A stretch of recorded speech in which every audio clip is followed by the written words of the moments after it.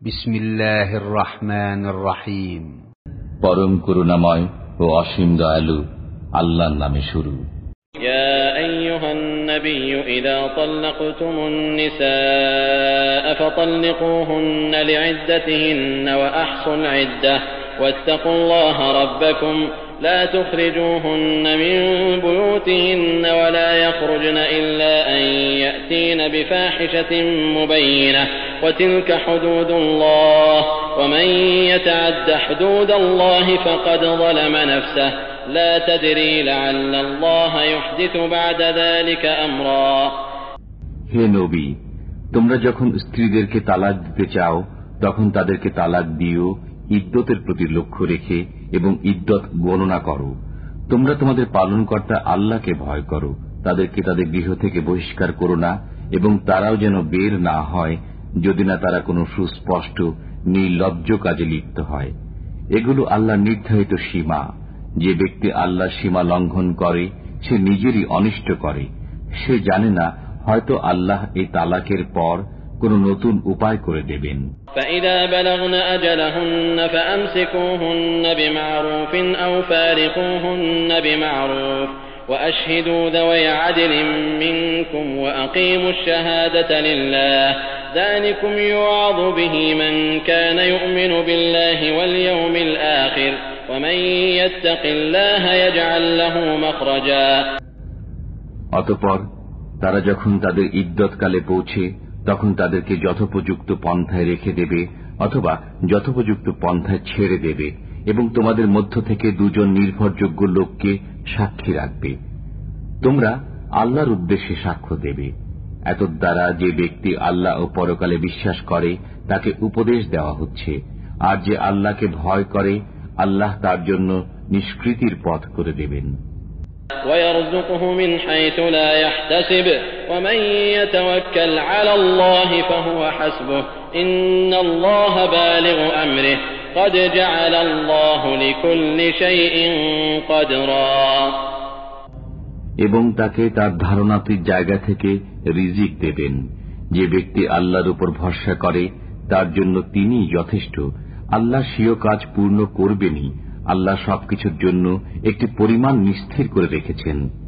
واللائي يئسن من المحيض من نسائكم إن ارتبتم فعدتهن 3 أشهر واللائي لم يحضن وأولاة الأحمال أجلهن أن يضعن حملهن ومن يتق الله يجعل له من أمره يسرا।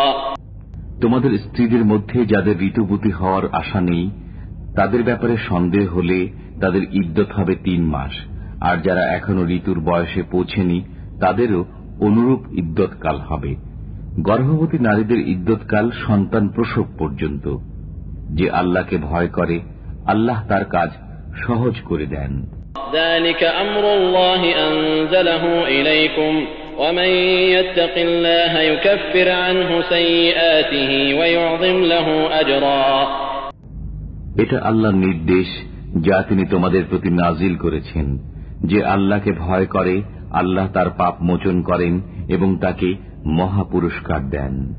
أسكنوهن من حيث سكنتم من وجدكم ولا تضاروهن لتضيقوا عليهن وإن كن أولات حمل فأنفقوا عليهن حتى يضعن حملهن فإن أرضعن لكم فآتوهن أجورهن وأتمروا بينكم بمعروف وإن تعاسرتم فسترضع له أخرى।